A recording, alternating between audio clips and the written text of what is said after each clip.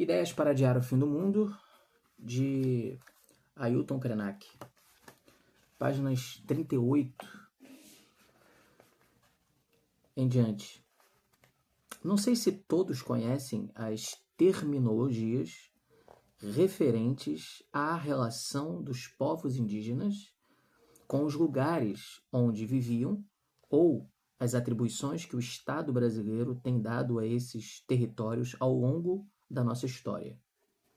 Desde os tempos coloniais, a questão do que fazer com a parte da população que sobreviveu aos trágicos primeiros encontros entre os dominadores europeus e os povos que viviam onde hoje chamamos, de maneira muito reduzida, de terras indígenas, levou a uma relação muito equivocada entre o Estado e essas comunidades. É claro que durante esses anos nós deixamos de ser colônia para constituir o Estado brasileiro e entramos no século XXI, quando a maior parte das previsões apostava que as populações indígenas não sobreviveriam à ocupação do território, pelo menos não mantendo formas próprias de organização, capazes de gerir suas vidas. Isso porque a máquina estatal atua para desfazer as formas de organização das nossas sociedades, buscando uma integração entre estas populações e o conjunto da sociedade brasileira. A gente precisa, na linha que Ailton Krenak vai descrevendo neste texto este, como já falamos, que faz parte de uma palestra, né, que ele proferiu, mas a gente precisa pontuar algumas coisas importantes a partir desse trecho aqui da página 38, que é entender que, por mais que não haja claramente ou explicitamente, ou que não haja uma aprovação maciça, midiática, de violência, digamos assim, física mesmo,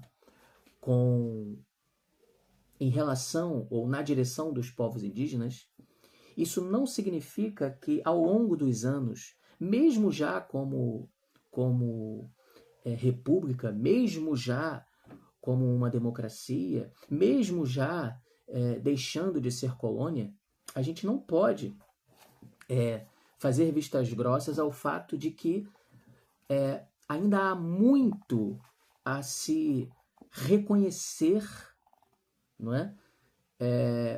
Aos povos indígenas, ainda há muito a se fazer pelos povos indígenas e ainda há muitas terras, digamos assim, que precisam ser declaradamente terras pertencentes aos povos indígenas.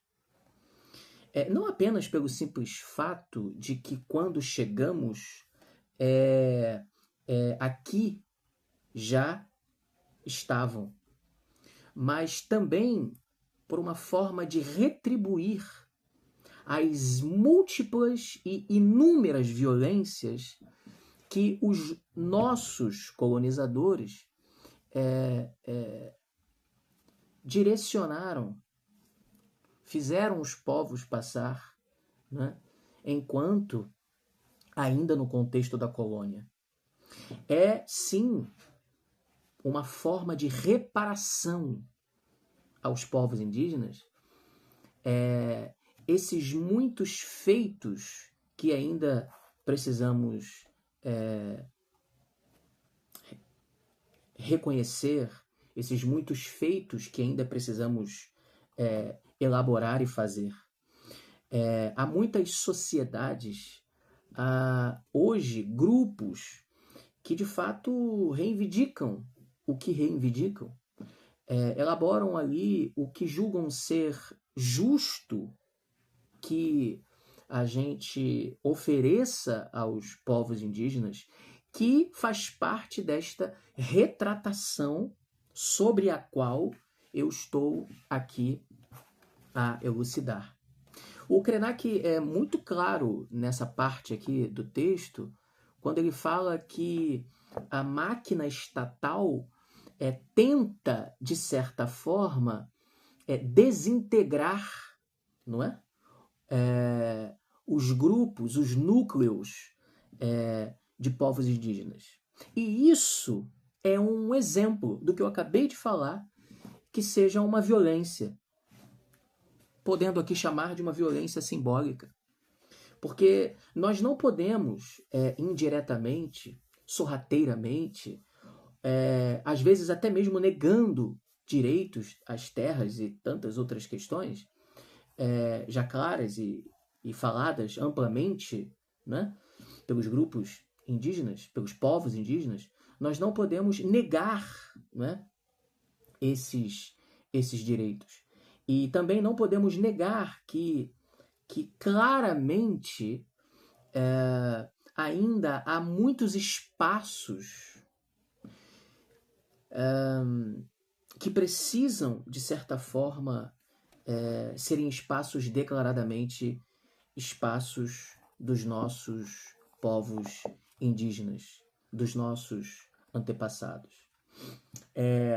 Pela força, pela máquina e pela violência óbvia,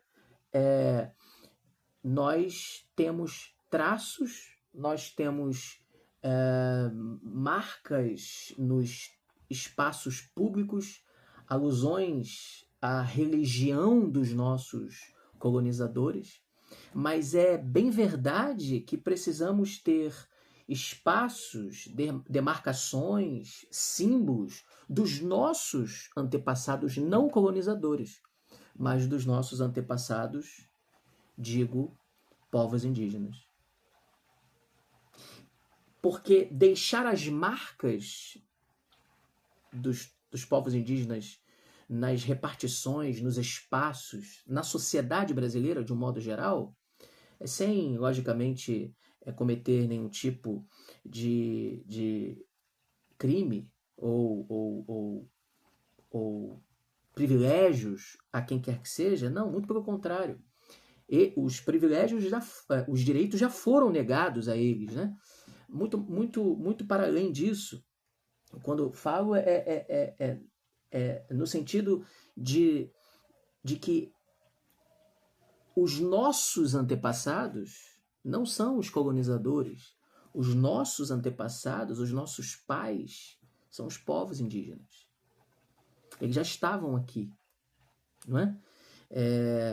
Por mais que a gente não queira naturalmente compreender isso, mas a história pode, por A mais B, trazer essa luz de ensinamento, as evidências, os fatos, e então, assim trazendo, precisamos então entender que a nossa terra é uma terra de povos indígenas. Seus símbolos, suas culturas, porque são múltiplas, seus traços precisam estar explicitados pela sociedade.